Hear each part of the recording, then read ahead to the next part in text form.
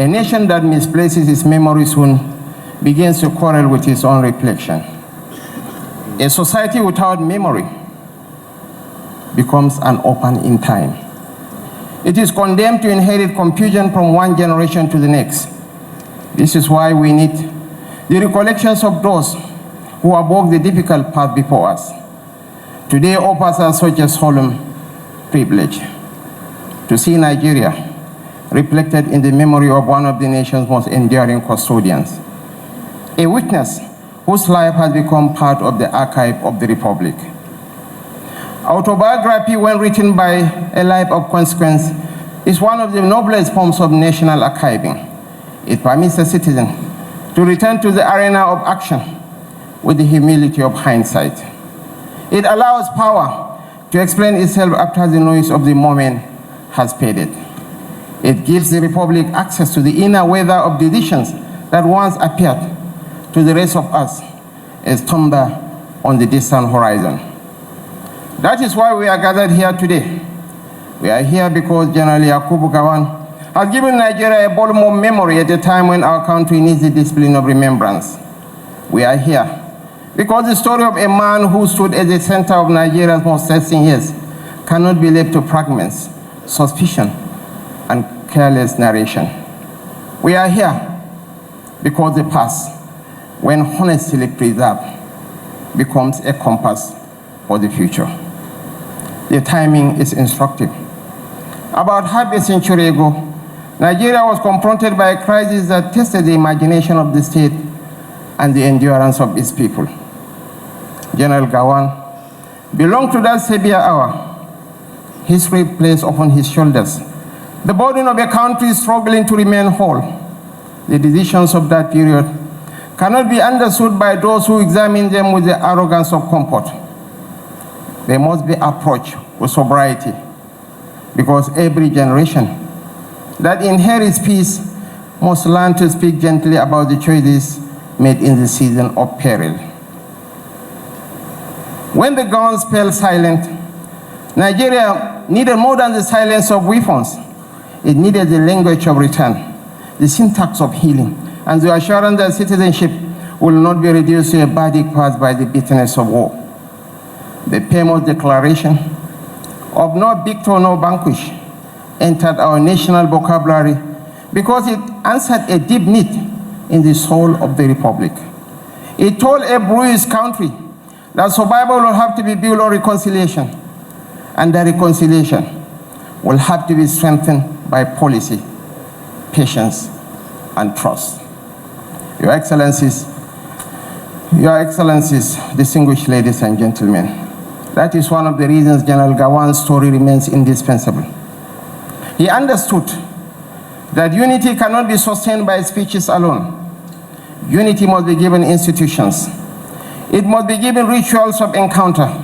It must be given roads, schools, service, federal balance, and shared experiences that persuade citizens to see one another as partners in destiny. The National Youth Service Corps, for instance, stands in that tradition. For generations, young Nigerians have crossed the rivers of language, faith, and culture through that program.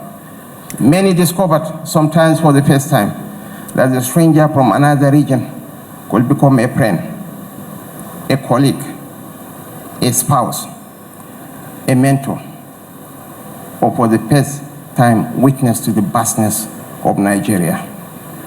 The governor of Plateau State met and married his wife from Delta during his service here.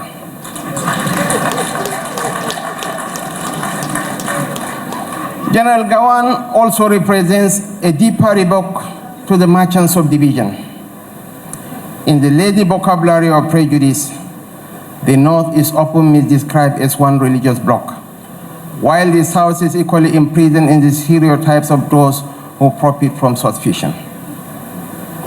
His life compounds that poverty of imagination. Here was a Christian son of the North, a child of the North Central, a soldier, accepted across lines that others tried to harden into walls, a Nigerian whose example showed that identity can be carried without hostility. His story teaches us that the Nigerian project becomes stronger when a citizen refuses to become a weapon in the hands of sectarian entrepreneurs. General Gawan's place in history also travels beyond our borders. West Africa remembers him as one of the builders of regional cooperation. The formation of ECOWAS remains one of the great acts of political foresight on our continent. It was born from an understanding that neighboring nations must do more than exchange flags and ceremonies. They must exchange goods, ideas, security cooperation, diplomatic competence, and economic opportunity. In that vision, General Gawan saw West Africa as a community of shared burdens and shared possibilities. That regional vision is still urgent today. The challenges before West Africa have changed in form, yet their underlying demands remain familiar. We need cooperation against insecurity. We need trade that empowers our young people. We need diplomacy that prevents conflict from becoming contagion. We need a region where borders do not become barricades against prosperity. The wisdom embedded in the ECOWAS project continues to remind us that the destiny of Nigeria is tied to the stability and progress of its neighbors. Your Excellencies, Your Royal Highnesses, distinguished ladies and gentlemen, there are people who are remembered because they held office. There are others whose memory endures because office became in their hands an instrument of national meaning. General Gawan belongs to the second company. His public life is inseparable from the story of Nigeria's survival. Yet his later years have given that story another kind of beauty. He has shown that dignity can outlive authority, that patriotism can outlast position, and that a former leader can remain a moral presence without turning himself into a rival institution. Your Excellencies, distinguished ladies and gentlemen, this is the gift of today's book. It offers younger Nigerians a chance to encounter leadership beyond slogans. It offers public servants a mirror in which to examine the course of decisions. It offers historians material for deeper study. It also offers policymakers a reminder that the state is built by memory as much as by law. It offers all of us a warning that countries do not endure by accident. They endure because in the hours when collapse appears possible, some men and women choose duty over vanity. General Yakubu Gawan's autobiography is therefore a civic inheritance. It should find its way into libraries, classrooms, barracks, universities, policy institutes, and homes. It should stimulate debate without malice. It should imbibe scholarship without prejudice. It should provoke gratitude without suppressing inquiry. A serious nation does not fear its history. A serious nation studies it, argues with it, learns from it, and uses it to build a wiser future for the citizenry. As we present this book to the public, we honor more than the author's longevity. We honor a life that has crossed the frontiers of command, exile, scholarship, elderhood, and service. We honor a Nigerian who has remained devoted to the peace of the country through many seasons of our national evolution. We honor a witness to history who has now placed his recollections in the custody of the Republic. On behalf of His Excellency, President Bola Ahmed Tinubu, GCFR, I congratulate General Yakubu Gawan, GCFR, on the public presentation of this autobiography. I commend the book to the conscience of our nation, to the curiosity of our young people, and to the judgment of history. Some few weeks back, I was opportune to be a party to a meeting of Plateau elders with President Bola Ahmed Tinubu. There is a substantial Plateau presence here.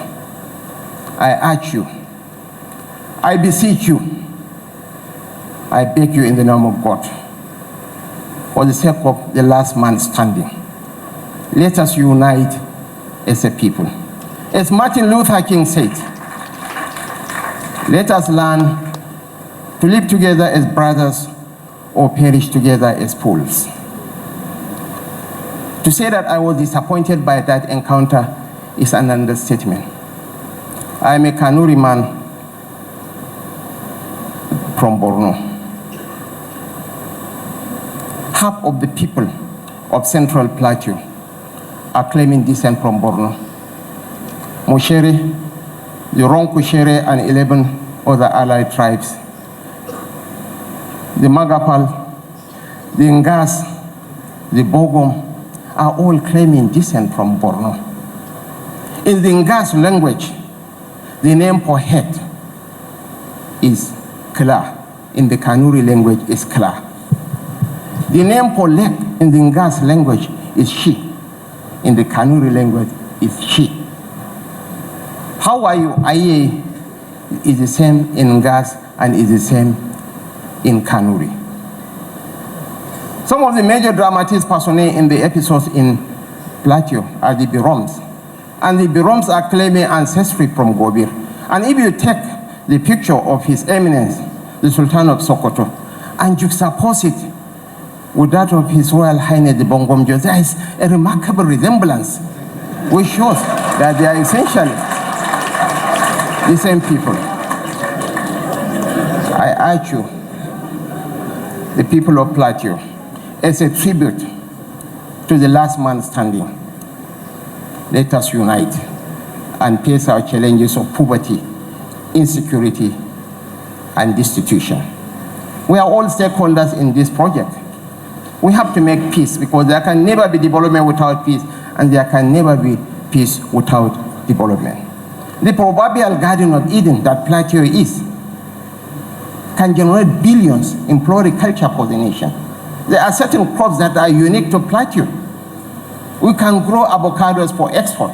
We can expand the Jos Airport. We can grow flowers. We can even grow coffee. There is a Moishai coffee that is domiciled in Plateau. So Your Excellencies, Your Royal Highnesses, distinguished ladies and gentlemen, Nigeria is a great country. 1 out of every 4 black men is a Nigerian. And by 2050, Nigeria will be the 3rd most populous nation on earth. We will surpass the United States. Our population will hit 440 million people. And by the end of the century, when all of us here have become poor tenants in the home of the earthworms, Nigeria will be the most populous nation on earth. 1 out of every 2 black men will be a Nigerian. I am proud to call myself a Nigerian. I would rather be a small fish in a big ocean than be a big fish in a small ocean. His Eminence the Sultan of Sokoto has been narrating this story of the family of the Sultan sending gallons of fura every week to General Yakubu Gawan in Dodam Barracks.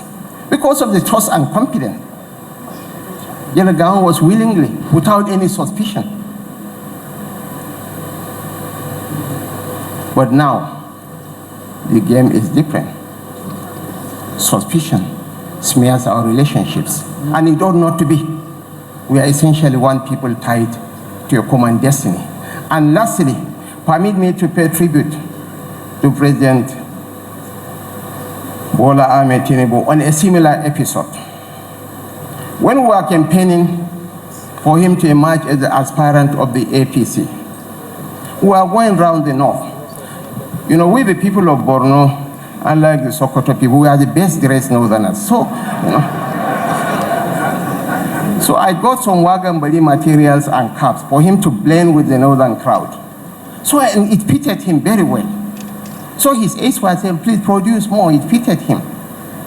Barely 3 months when we were sworn into office, some of my people from Borno came to him and said, please stop wearing those Shettima clothes. He must have charmed them, and you are going to die, and he will become the president. Just barely 3 months, and to the eternal credit of the president, When I came back from China, why I represented him at the Bells and Roads Initiative conference, he said, sit down. Your people came to me and said, I should stop wearing those braces you gave me. But he said their story did not add up, because when you gave me those braces, I was an aspirant. I wasn't the candidate. Neither were you the vice presidential candidate. For 1 week, to prove to them that he is not pettish, he wore those braces.